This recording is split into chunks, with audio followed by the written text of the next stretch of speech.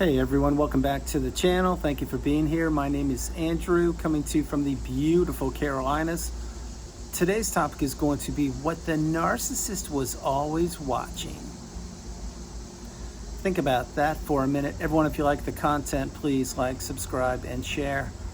So yes, the person you're considering, the toxic person, maybe even the narcissist, they were always watching so many things from the minute you met them up until and perhaps even including this very minute. You see, when you first met them, they were watching who you were, how people treated you, how you walked, how you talked, how you held yourself, if you were on time, if you were clean, if you were neat, if you were committed, if you were having the ability to provide a good lifestyle for them, what kind of car you drove, who you spent your time with. They learned about your hobbies and your hopes and dreams and everything else.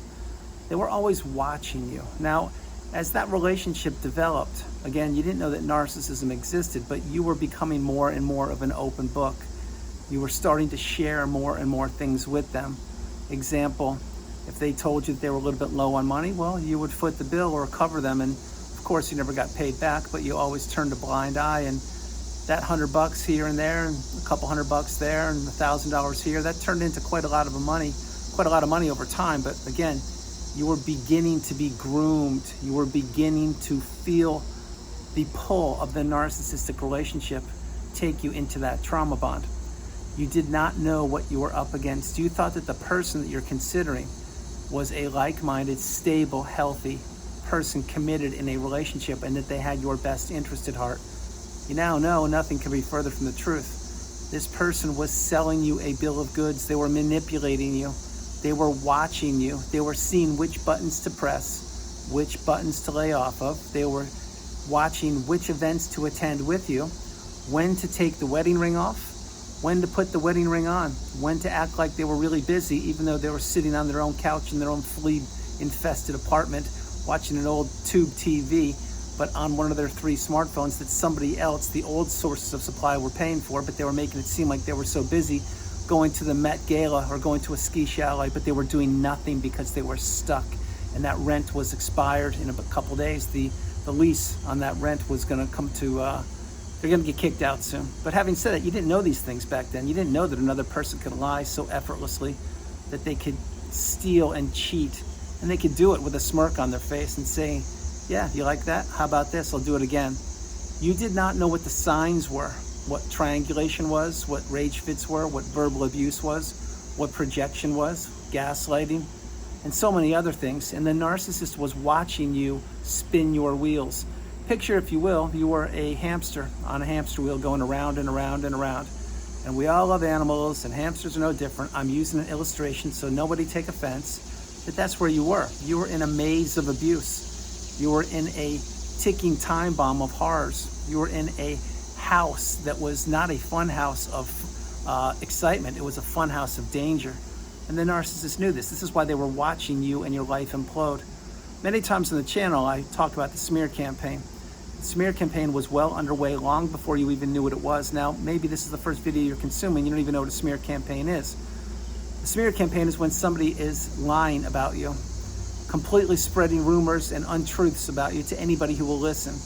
And this is what was known as a rumor or a fib when you were a kid. Somebody telling a fib or a rumor, spreading gossip. Well, that's one thing when you're a kid. When you're an adult, this could destroy your life. When I say your life, I mean your life. But back then you didn't know this. Now you do, and you're understanding the smear campaign was one of the most debilitating things to experience. And by now you must also know that you don't fan the flames of the smear campaign. You must continue to have a small footprint, heal properly, let the smear campaign smolder or burn itself out, and eventually the narcissist, unfortunately, will find another target. When I say unfortunately, I mean, number one, I want them as far away from you as possible. Number two, as long as the narcissist is breathing air, they will always find a new person to manipulate, a new vulnerable person, a new shiny object, a new person new in the community, or a new person who is in the classroom, or the new neighbor, or the new person who is believing their sob story. And that's who you were at one point. You were a person believing what they were selling. You didn't know back then what you know now, but now you're knowing. And this is why, as the thumbnail mentions, what the narcissist is always watching, they're always watching the audience for who they are performing for. Sometimes it's an audience of one. Sometimes it's an audience of a couple hundred, maybe even more. But the narcissist is performing anytime their mouth opens. They don't say things just by chance. They say things that are calculated, and they watch people's reactions. They watch people's responses. They watch how people process the words that they were saying or the poor behaviors that they were displaying. This is why when you're in these relationships, it's almost as if it's bizarro world. What is up is down, what is left is right, and what is black is white, because that's what it is. And many times you would be with this person, the toxic person, and you would be experiencing poor behavior or seeing it. And you would look around the room and scratch your head saying, did anyone else see what I just saw? And everybody would go on acting like they never saw anything. It's almost as if time froze, time stood still for a couple seconds, and you saw it, and you knew you saw it, and you looked at the narcissist, and they looked at you and acted like they didn't see anything, but they were watching you. Did you notice what they did? Are you going to give it attention, or are you going to be quiet? This is what happens when you're in these relationships. It's almost as if everything's frozen in time for moments. And it's all by design, again, because some of the behaviors that the narcissist displayed when you were with them, they are so far-fetched, so unfathomable, so surreal that if you told an average person, they would think that you need mental help and that you have challenges. Well, I was in the relationship for quite a long period of time, and I'm sure you were too. That's why we speak the same language. That's why I can finish your sentence in a second. My hope, unfortunately, is you eventually one day will be able to finish my sentence once you've healed, or if you have healed, you probably already can, because this is a superpower. And yes, the narcissist was watching you the whole time. How about the discard? Fast forward to the ending of the relationship. The narcissist most likely ended that relationship during a pivotal period of time, maybe during a holiday, or when you just lost your job, or you had a health concern, or you lost a loved one, or you relocated, or a birthday or something. That wasn't by coincidence. It wasn't by accident. It was to twist the knife in you deeper and deeper and deeper. And the narcissist was watching what you would do. Would you be calling them and texting them and reaching out to them and open your heart out and saying, hey, I want to work on this. I want to fix this. What's going on? I can't understand this. Yes, guilty right here. Did that. Went through it. Not a fun place to be. When you are trying to get back to the abuser who was watching your life fall apart because they ignited the match that blew up the keg powder and blew up your life.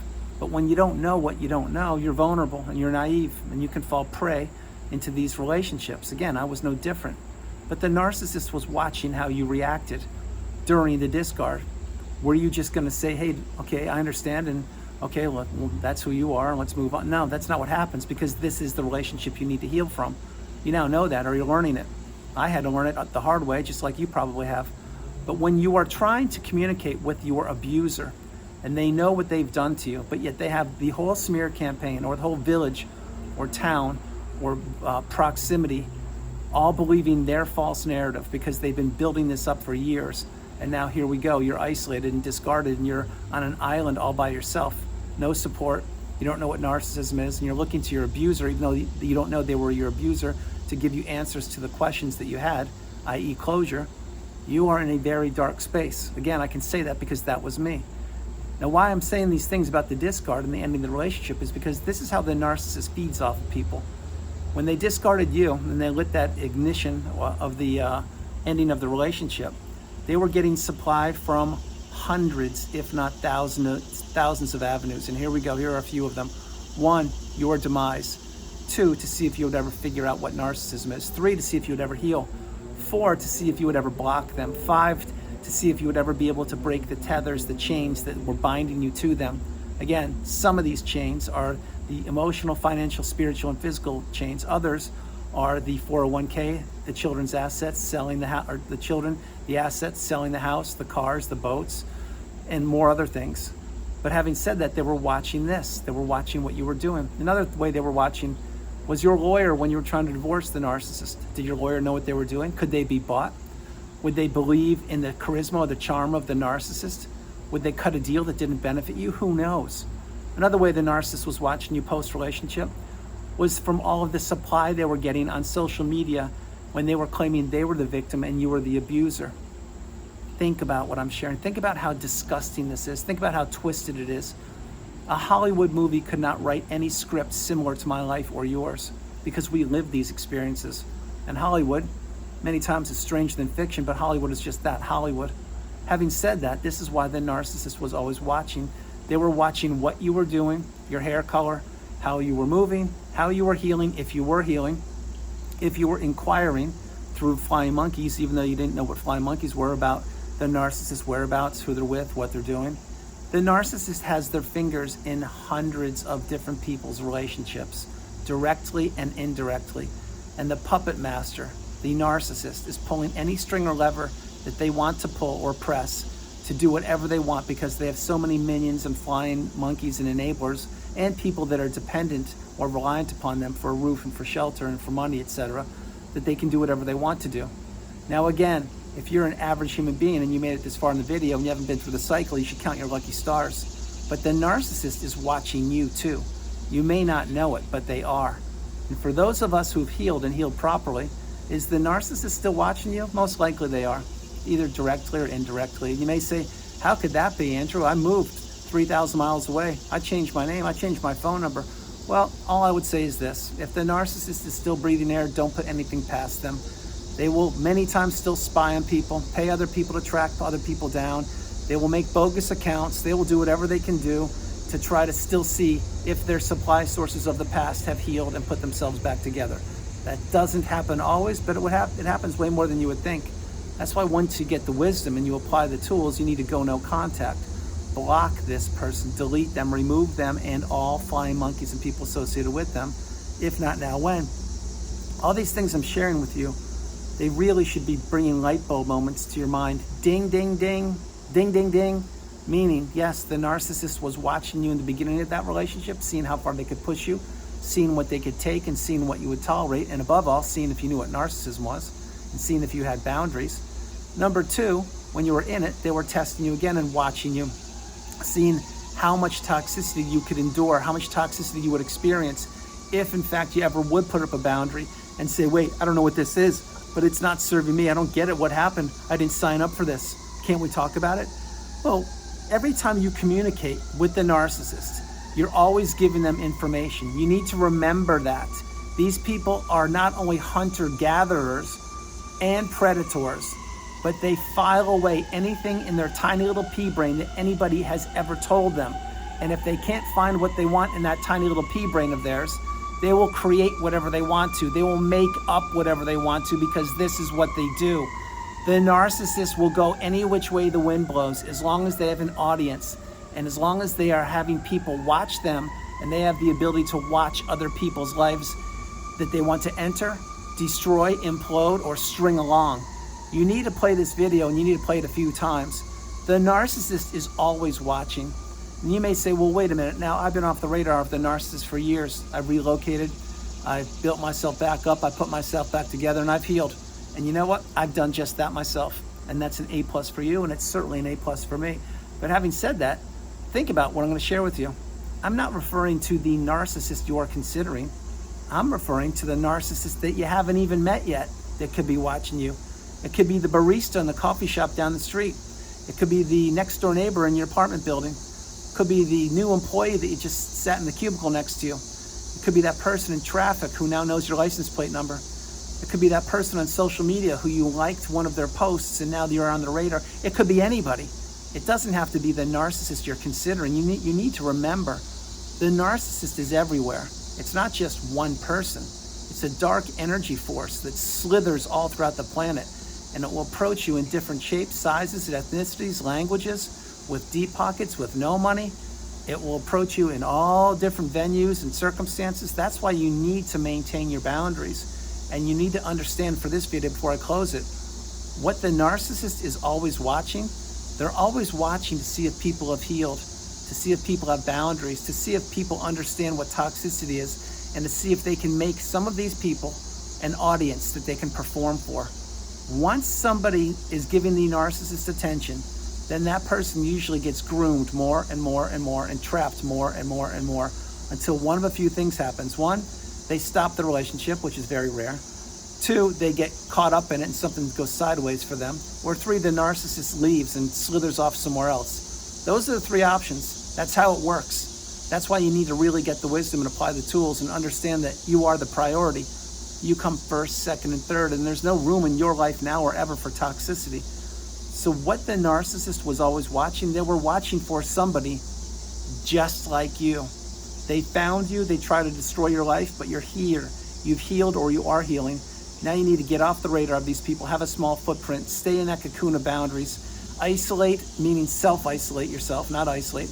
Protect yourself, get the wisdom, apply the tools, maintain your boundaries, and then when you're ready, leave the cocoon of boundaries and fly high, high away like a butterfly and shine higher than the sun, the moon, and the stars and reach that mountaintop, that pinnacle of indifference. That's a place the narcissist can never get to. That's where I am, reaching both my arms down to lift you up and help you get there if you haven't already arrived there. And I've helped tens of thousands of people get there, and those people are also reaching their arms down to help you up if that's where you're headed. So having said that, you need to understand what the narcissist was always watching. They were always on the alert, looking for the next new shiny object, looking for the next new supply source, looking and watching to see who knows who they are and who doesn't, and looking to see what they can take from unsuspecting, naive, vulnerable people. At one point that was me, and at one point that was you. No longer is that either of us. That's why we've healed. So everyone, that's the video. I hope you liked it. I loved doing it from the beautiful Carolinas. This is Andrew. Namaste. Have a great afternoon, evening, or morning, no matter where you are on the planet. You are not alone. I love you all. God bless you. I love you all. And I'll talk to you tomorrow. And what the narcissist was always watching, as I shared, they were watching to see who the next person would be that they would target. They were seeing who's the next bank account or balance they could steal, whose marriage they could blow up, which spouse they could get to cheat on them. Yes, which spouse they could get to cheat on them. Which person would give them rides to the airport, which person would put a roof over their head, which person would go into business with them, which person would basically do anything they wanted to do. And again, before I close the video, that was me, that was you. No longer are those either of us because we've healed. Maintain your boundaries and understand the narcissist is always watching, not just the one you're considering, but people you haven't met yet. I love you all. God bless you, and I'll talk to you tomorrow. Bye, everybody. Bye.